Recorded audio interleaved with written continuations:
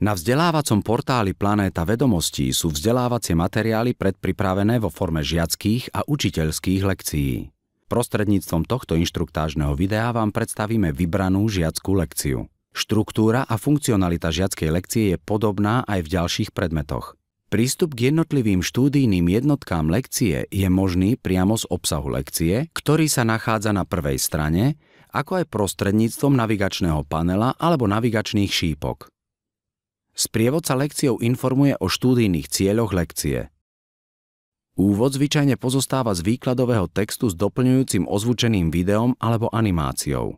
Štúdijné jednotky môžu byť rozdelené do 2 alebo viacerých štúdijných stránok označených písmenami.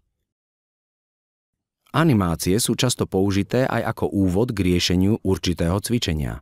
Študent si počas štúdia overuje nadobudnuté vedomosti prostredníctvom rôznych typov cvičení, napríklad výberom z niekoľkých možností.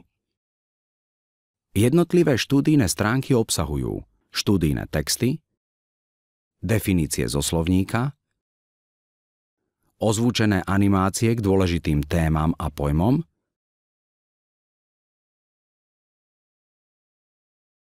a doplňujúce animácie rozširujúce základný študijný materiál. Tieto objekty predstavujú študijné podklady k interaktívnym simuláciám, ktoré využívajú napríklad periodickú tabuľku chemických prvkov. Niektoré cvičenia sú viacúrovňové, takže cvičenia vyšších úrovní sú žiakom a študentom prístupné až po vyriešení tých predchádzajúcich. Väčšina cvičení obsahuje bonus pri ich bezchybnom vyriešení. V tomto prípade ide o interaktívnu periodickú tabuľku chemických prvkov. Animácie často poskytujú žiakom a študentom pútavý úvod k riešeniu určitého cvičenia. Zistíme napríklad relatívnu molekulovú hmotnosť vody. Pri prvej nesprávnej odpovedi sa prostredníctvom spätnej väzby študentovi zobrazia doplňujúce informácie k riešeniu úlohy spolu s naznačením správnej odpovede. Rovnako sa zobrazí animovaná ikona nesprávnej odpovede pri zadaní cvičenia a spustí sa počítadlo chýb. Pri druhej nesprávnej odpovedi sa ako pomôcka zobrazí jednoduchšie cvičenie, v ktorom je problematika rozdelená do menších, ľahšie pochopiteľných častí. Vyhodnotenie cvičenia obsahuje ďalšie možnosti. Označenie správnych odpovedí, označenie chýb, vymazanie chýb a obnovenie celého cvičenia.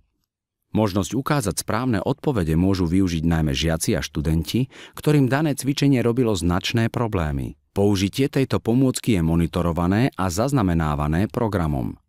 Súčasťou vzdelávacieho prostredia pre študentov je aj panel s doplňujúcimi pomôckami vo forme slovníka s definíciami dôležitých pojmov, kalkulačky a životopisov. Tento panel sa líši v závislosti od predmetu. V prípade chémie je k dispozícii aj interaktívna periodická tabuľka chemických prvkov. Obsahuje základné informácie o jednotlivých prvkoch spolu s ich vlastnosťami a izotopmi.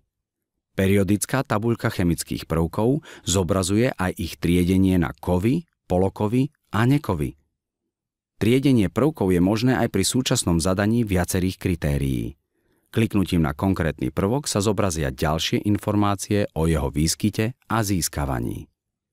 Na konci každej lekcie sa nachádza jej zhrnutie, v ktorom sa žiak dozvie svoje štúdijné výsledky, počet chýb, ktoré pri štúdiu urobil a tiež to, či pri vypracovávaní cvičení použil pomôcku. Zároveň si môže označiť chyby a vrátiť sa k nesprávnym odpovediam vo všetkých cvičeniach lekcie alebo cvičenia obnoviť.